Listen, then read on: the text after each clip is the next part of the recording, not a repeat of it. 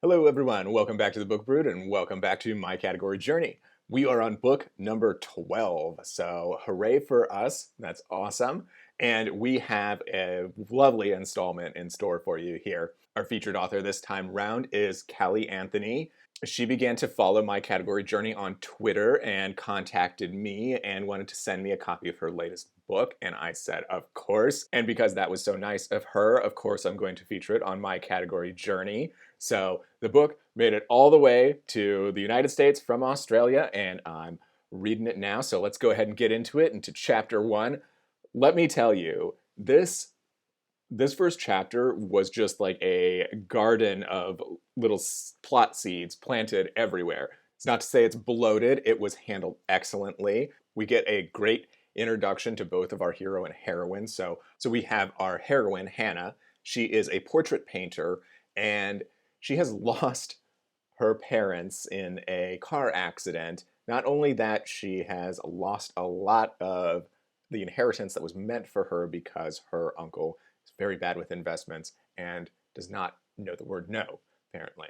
So we had a healthy dose of heartbreak, I guess, right at the beginning there. It was a little rough, but you know, it's a presents. We can't have the sweet without the bitter. So Hannah's got a lot of emotions just already there. And then we have our hero, who is Alessio. I hope I pronounced that correctly. He is the crown prince of the country we are in, Lucerno. I will correct myself further along in the video if I didn't pronounce that right or if I misspoke. He has a lot of cleanup to do from his dad. His dad was, the typical just like partying, womanizing, royal, doing all that. So he has the image of the royal family to clean up. He's got a neglected country that he's got to get back organized again.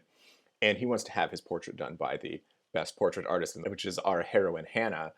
But Hannah has hinted that there is some kind of connection between the car accident and Alessio. I don't know. It's that there's something going on there. So they haven't officially met before, but they have been around each other. And he thinks he recognizes her. She knows where she remembers him from, but he hasn't put it together yet. And so he pretty much bombards Hannah. It's like it just shows up at her place as security detail, even though she had turned down his offer to paint his portrait. So he's just insisting that she do it, but she has terms and he doesn't want to agree to those terms. So his solution is to make her palace artist in residence. And she doesn't know quite what to say. So that's where chapter 1 left off. I probably over-explained that, but that's okay because it's chapter 1. And I will just have to check in with you after I finish chapter 2. Hello everyone, welcome back. I've finished chapter 2.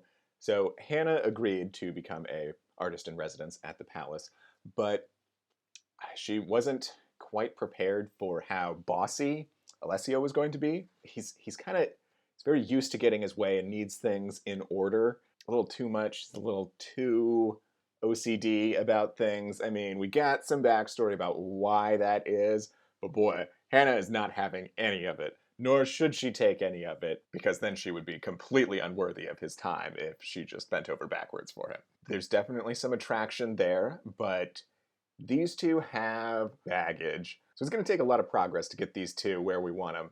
But we won't give up on them, and I'll continue along, and I will check in after chapter 3. Hello everyone, I've finished chapter 3, and this was the first sit-down art session between Hannah and Alessio. And it started off about the same with, Hannah sending some barbs Alessio's way, which is just wonderful, absolutely wonderful. And he's just getting more and more flustered as it progresses, but things eventually slow down and get intimate very, very quickly, or just the thoughts of the two start to get really intimate, and the ideas of where they take this art session. I'm really liking it. His own thoughts came up with this idea, but I have to agree that probably a nude portrait would be a wonderful way to go. I think that's a great way to just exude confidence and also a kind of human humility to his populace if that was his official portrait. And Hannah, I'm sure, would love to paint that. But they stopped short. Cooler heads prevailed, unfortunately. But it did come out that they both enjoy horse riding. They've admitted that to each other, and that is what has connected them in the past, loosely connected them, at least as far as we know. So we will have to see where that goes. I'm sure we're going to have a horse riding date at some point here soon. So I will check in after the next chapter. Good morning, everyone. I have finished chapter 4, and this was Alessio and Hannah's first date. I know with these stories where they fight their feelings, they don't call these things dates, but we know what they really are. So this was some horseback riding in the afternoon, and it was beautiful. It was so beautiful. The tension in this book is impeccable. It is wonderful. Just every moment's just so charged with emotion.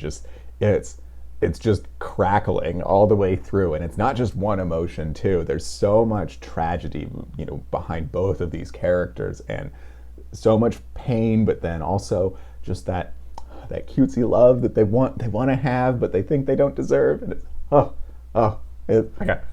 I need a moment. All right, so wonderful. This book is so good. Moving on, they have had a bit of a reveal, so they talked to each other a bit. They actually gave each other some answers to some things. That's all I can say, though. I can't say what they gave answers to, because that would break the magic for you on your read through.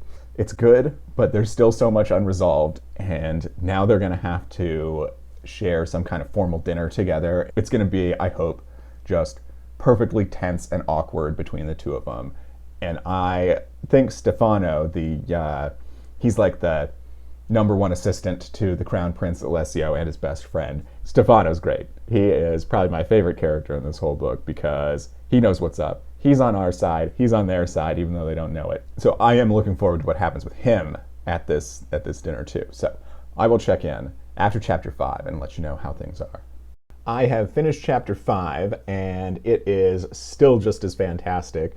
We had a very cutesy moment of getting ready for this dinner. It's progressing so wonderfully. It's a slow burn, but it's burning us just right. So we're just contentedly roasting away here. I tell you what, I made a tweet about how salty Hannah and Alessio can be towards one another, and this is definitely true, but I tell you what, when they're on the same side against a common foe, look out. Need some ointment for those burns. That was just so pleasant and so wonderful to be a part of that. Oh, I can't wait. I can't wait for where this goes from here. I think we're getting close to about halfway through, and so the mood is shifting a bit here.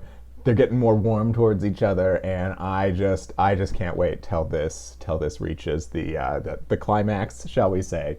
I think that's about all I have to say right now. It's just one of those books that it just makes you feel so good in your chest while you're reading it, and it's just so fun along the way. Oh, these Presents novels, every time I read one, it's just like, oh, so good, so good. All right. Enough of me blubbering. I will leave it there for now, and I will check in after chapter 6. Good morning, everyone. Welcome back. I finished chapter 6. I was partway through this chapter, and then I needed to take the kids to rock climbing class, so I was like, what the heck, I'll just take the book with me. A few of the parents, as I mentioned on Twitter, gave me a bit of curious looks there, but it was totally worth it. Chapter 6 was awesome, if I may say so myself. One thing that is stand out with this book is the analogies in it. Now, Presents always has these, extravagant analogies to feelings of being touched and things like that, but Callie's are just beautiful, and they're fairly original too. A lot of mix up on the usuals there, and just very lovely phrasing. So I love that, and I'm enjoying it very much. And chapter 6 was needed, absolutely needed there. So thank you, thumbs up, and we're gonna keep going. These two seem to think that they're gonna be able to keep a lid on things. We will see how spectacularly they fail at that, and this is a good thing. So I will check in after chapter 7. So I finished chapter 7, and this chapter took place, it was mostly a visit to a children's hospital, which was absolutely adorable. That was just so pleasant, and there was some foreshadowing to that earlier, and we knew we were going to get that, and it was just as wonderful as we expected it to be. But then things fell apart right away, in all the best ways, I'll say. Not all of the heat was saved for chapter 6. There's a lovely dose of heat right there at chapter 7, so we appreciate that very much. Trying to get us in trouble.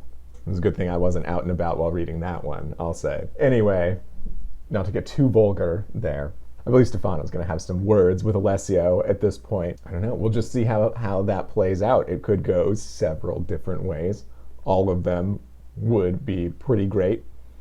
I don't know if I'm going to guess, though. I'm just going to take it as it is and let it roll over me. So I will check in after chapter 8. Hello, everyone. I'm back. I finished chapter 8. We got to meet the former crown prince. That's Alessio's father. He's quite a piece of work. I will just say that who talks with their children about stuff like that? I know they're both adults, but just ew. Anyway, I hope we don't see him again. I have a feeling we might, and I have a worse feeling that Hannah might have an interaction with him that makes my skin crawl just thinking about it. Anyway, we do need our villains sometimes, though. The good news is, though, that Alessio is planning a getaway with Hannah, of course, and Stefano is going to take care of that in true Stefano fashion. I really like this guy. I'm excited that he's getting his own book, too. That was great news that Callie shared over Twitter, so awesome, and anxiously awaiting that book. But we're going to stick to this one right now. So vacation time, I guess, or short vacation. We'll see what happens. But it's going to be magical. I just know it. So I will check in after chapter 9. And welcome back. First thing I need to do is I need to apologize. I didn't realize how awful this microphone for these headphones is. So I borrowed Lane's really fancy microphone. And we're going to test that out. See if that works better. Hopefully it works better. I apologize for that. But let's talk about the book. So I finished chapter 9, and we had a great vacation, but the thing about vacations is that they come to an end. Now we're dealing with that, and these two keep acting like there's an expiration date on their relationship. I think Alessio forgets that he's a prince, he's a royal, and is in charge of this country, and needs to get over himself a little bit. They both need to get over themselves. These two deserve each other, but they need to start caring about themselves just as much as they care about other people. That's their issue right there.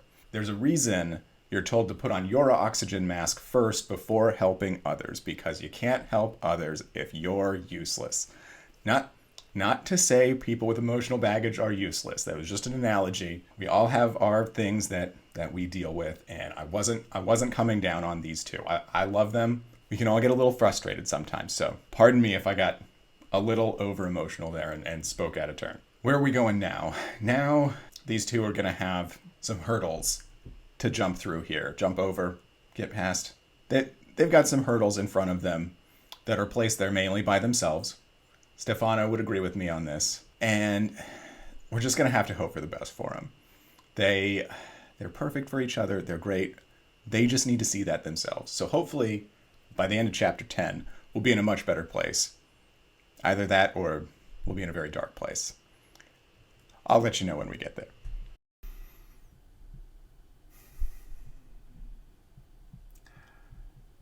I finished chapter 10.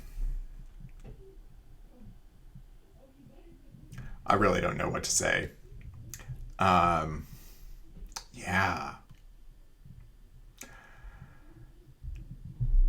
This isn't Alessio's best moment. Not at all. Not at all. My goodness. Was I giving him too much credit this whole time? Like, yikes. Ooh. I really don't know what else to say. It's pretty horrible, friends, and how he's gonna make up for this one, I have no idea. I had no clue. Speechless. Just wow. What a dick. All right. I'm going to take a break for a moment here. I might go for a walk or something because holy smokes, that. Oh. I need to step away for a moment. I'll check in later. I have finished Off Limits to the Crown Prince by Callie Anthony, and let me tell you, that was a ride. That was,